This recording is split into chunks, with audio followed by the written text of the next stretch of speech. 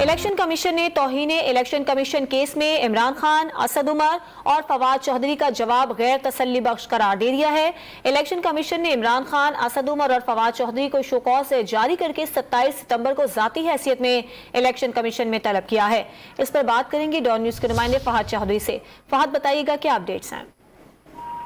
जी देखिए, तौहीन election commission case में तहरीक इंसाफ के तीनों रहनुमाओं की जानिब से जवाब जमा करवाए गए थे, जिनमें इलेक्शन कमीशन के दायरा इख्तियार को चैलेंज किया गया था और ये कहा गया था कि ये तौहीन के नोटिस गैर आईनी है। लेकिन इलेक्शन ज़राए के मुताबिक इलेक्शन कमीशन ने इन जवाबात को मुस्तरद कर दिया है, गैर तसल्ली बख्श करार दिया है और ज़राए के मुताबिक 27 सितंबर को इमरान खान, असद उमर और फवाद चौधरी को ज़ाती हैसियत में तलब किया है। Election commission show cause notice जारी कर दिया गया है और बाज़ाब्ता तौर पर जो है तलब किया गया है 27 सितंबर को तीनों रहनुमाओं को कि वो इलेक्शन कमीशन में समाअत के दौरान पेश हों।